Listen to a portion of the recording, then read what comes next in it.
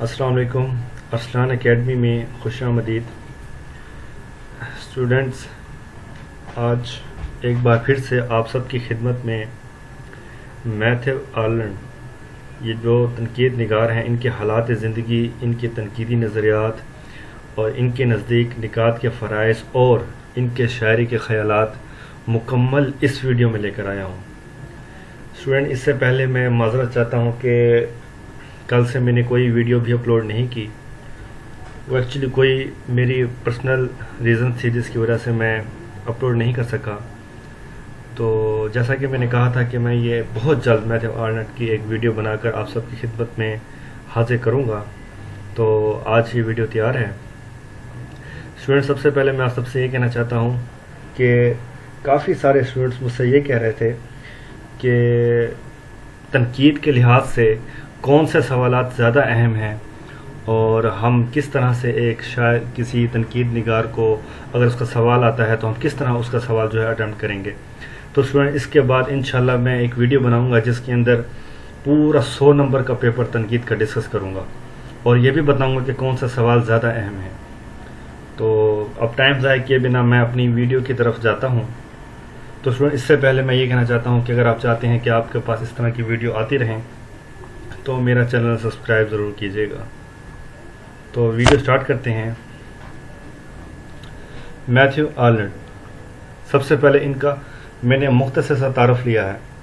Students, کیونکہ ان کے تنقیدی نظریات بہت زیادہ اہم ہیں بجائے اس کے کہ ہم ان کے حالات زندگی اور اس کے تعارف پر ہم اپنا ٹائم لگا دیں، تو میں نے مختصر پھر بھی آپ سب کے لیے لکھا ہے کہ میتھیو آرلینڈ 1822 کو پیدا ہوئے.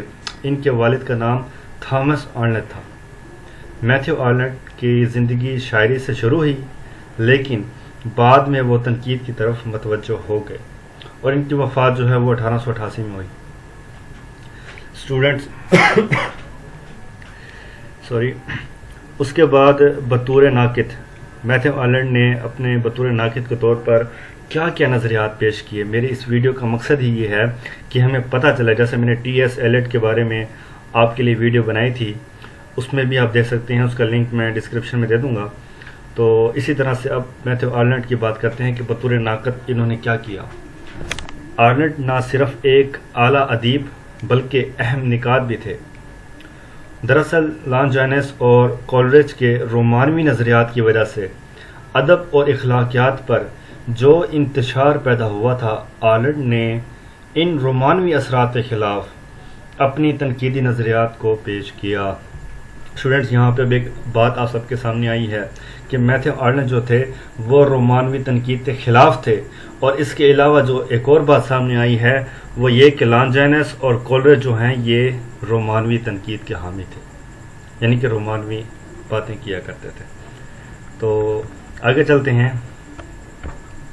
آرلینڈ بھی ایلیٹ کی طرح روایت اور تہذیب کا دلدادہ تھا، اور ہربرٹ پال کا کہنا ہے کہ اسٹوڈنٹس یہ دیکھیں، یہ میں نے کوٹیشن بنائی ہے، ہر چیز میں یہ آپ لازمی یوز کیا کریں، کیونکہ اس کے بعد جو ایگزامینر ہوتا ہے وہ آپ سے امپریس ہوگا کہ اس نے جو ہے جو کول ہیں، ناقد ہیں، نقاد ہیں، ان کے جو کول ہوتے ہیں یہ وہ لکھے گئے ہیں.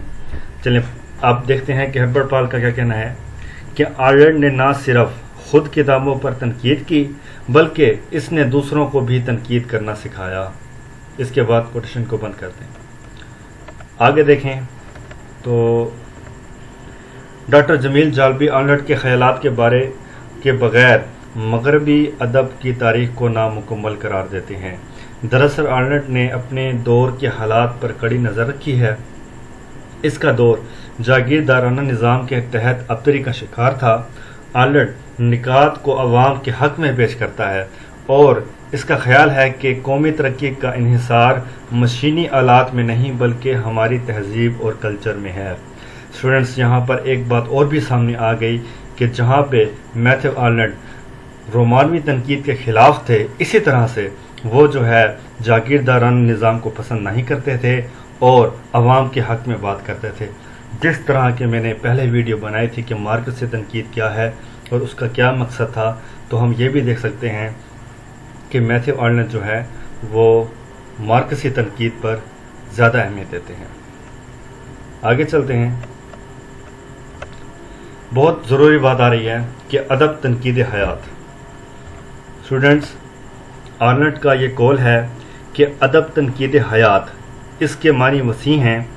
ڈاکٹر باقر حسن رضوی اپنی کتاب مغرب کے تنقیدی اصول میں لکھتے ہیں کہ میتھیو آرنلڈ کا کمال یہ ہے کہ اس نے ادب کو زندگی کے حوالے سے اور زندگی کو تنقید کے حوالے سے پرکھنے کی کوشش کی ہے. ادب کو تنقید حیات بنا کر اس نے ادب اور زندگی کے رشتے کو استوار کیا. اس کے بعد کوٹیشن کو بند کرتے ہیں. آگے دیکھیں. ادب تنقید حیات کا مقصد یہ تھا کہ رومانیت کو کم کیا جائے اور اس بات پر زور دیا جائے کہ ادب کا رشتہ محض فنکار سے نہیں بلکہ پورے معاشرے سے ہے. آرنلڈ خود ایک اعلیٰ اقدار کا مالک تھا. وہ معاشرے کو بھی ان قدروں سے آگاہ کرانا چاہتا تھا. تو اسٹوڈنٹس، آپ کو کنسیپٹ کلیئر ہو رہا ہوگا. امید ہے کہ میتھیو آرنلڈ نے کس طرح کی تنقید کرتا تھا اور اس کا مقصد کیا تھا. آگے دیکھتے ہیں اس کا روایت و کلاسیت کا نظریہ. اسٹوڈنٹس، جس طرح میں نے لکھا ہے آپ پیپر میں بالکل اسی طرح لکھیں گے تاکہ اس کو ہائی لائٹ کریں گے. جو آپ کی ہیڈنگ ہوگی ہیڈنگ دینا نہ بھولیں اور لازمی طور پر جو ہے یہ کوٹیشن لازمی لکھا کریں. روایت و کلاسیت. آرنلڈ کے نزدیک اس خیال کا مطلب یہ ہے کہ نقادوں کے فن پاروں سے ان کے خیالات کا پتہ لگایا جا سکے اور پھر ان خیالات کا تعلق حال اور مستقبل کے ساتھ جوڑ کر نئے اصول و ضوابط بنائے جائیں. آرنلڈ کے بارے میں وہ خود کہتا ہے، تنقید کے بارے میں آرنلڈ خود کہتا ہے، کیا کہتا ہے کہ دنیا میں جو بہترین سے بہترین باتیں معلوم کی گئی ہیں، جو کچھ دنیا میں بہتر سے بہتر سوچا گیا ہے، تنقید کا مقام اس کو جاننا، معلوم کرنا اور دوسروں تک پہنچانا تاکہ نئے اور جدید تخلیق ہو سکیں، خیالات تخلیق ہو سکیں. اسٹوڈنٹس، نیکسٹ ہم دیکھتے ہیں کہ اس کے نزدیک نقاد کے مقاصد کیا تھے، یعنی کہ نقاد کیا کرنا چاہیے. آرنلڈ کے نزدیک نقاد کے 3 مقصد ہیں. کون سے دیکھتے ہیں؟ نمبر 1، نقاد کو تازہ علم حاصل کرنا. یعنی کہ نقاد جو ہیں، ناقد جو ہے، اس کو چاہیے کہ وہ اپنی تخیلات کو وسیع کرے، کائنات کا مطالعہ کرے. اس پر میں نے مولانا الطاف حسین حلی کے بارے میں بھی ویڈیو بنائی تھی، اس میں ذکر کیا تھا خاص طور پہ تخیل کا. آپ وہ بھی دیکھ سکتے ہیں، اگر چاہیں تو میں وہ بھی لنک آپ کو دے دوں گا. تو یعنی کہ اس کا نقاد کا علم جو ہے وہ وسیع ہو. نمبر 2 پر دوسروں کو ادب کے بارے میں اور زندگی کے بارے میں مثبت خیالات سے مستفید کروانا. اسٹوڈنٹ، یہ دوسرا پوائنٹ جو ہے یہ تبھی ممکن ہو سکتا ہے کہ اگر نقاد کے اندر پہلا پوائنٹ جو ہے وہ موجود ہو، کیونکہ اگر اس کا علم ہوگا تبھی وہ اپنی زندگی میں دوسرے نقاد کو جو ہے مثبت رائے دے گا اور ان کے راستے جو ہے ہموار کرے گا. تب کرے گا جب اس کا خود راستہ جو ہے وہ ٹھیک ہوگا. پوائنٹ نمبر 3 دیکھتے ہیں. نقاد ایک خدا داد صلاحیت رکھتا ہے. اسے چاہیے کہ تعصب سے بالاتر ہو کر اپنا کام کرے. تو اسٹوڈنٹس، یہ تیسرا جو پوائنٹ ہے، اس کے بعد یہ پوائنٹ ختم ہو گیا ہے. میں یہاں پر تو اس کا مطلب یہ ہے کہ جو نقاد ہے وہ جو ہے حقائق پر بات کرے، یعنی کہ خود سچائی سے بڑھ کر بات نہ کرے. بات وہ کرے جو ٹھیک لگے اور سچ ہو، کوئی اس میں غیر ضروری بات نہ کی گئی ہو. اگلی ہیڈنگ دیکھتے ہیں کہ میں اس کو ذرا بولڈ کر دیتا ہوں اور انڈر لائن بھی تاکہ آپ کو آسانی ہو. آرنلڈ اور شاعری. اب شاعری کے بارے میں وہ کیا کہتا ہے؟ اس کے نزدیک شاعری میں مقصدیت ضروری ہے.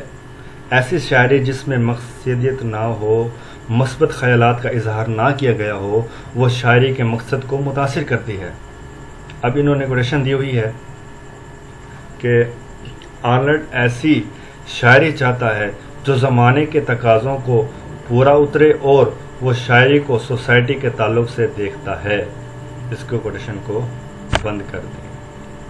تو اسٹوڈنٹس، امید ہے کہ آپ کو اس ویڈیو کی سمجھ بھی آئی ہوگی اور پسند بھی آئی ہوگی. اگر آپ کو کوئی اس میں مسئلہ ہے یا کوئی ایسی بات جو مجھے بتانی چاہیے تھی اور میں نے نہیں کہی تو آپ کمنٹ میں مجھے بتا سکتے ہیں، میں اس پر بھی انشاءاللہ ایک اور ویڈیو ضرور بناؤں گا۔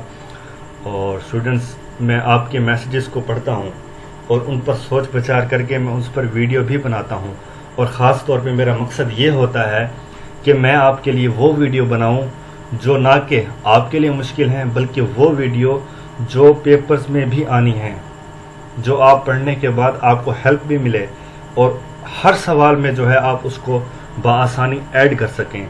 تو اسٹوڈنٹس، اگر ویڈیو پسند آئی ہے تو لائک کریں اور سبسکرائب کریں، اور اسی طرح سے مجھے سپورٹ کرتے رہیں تاکہ میں آپ سب کے لیے ویڈیوز بناتا رہوں۔ اللہ حافظ۔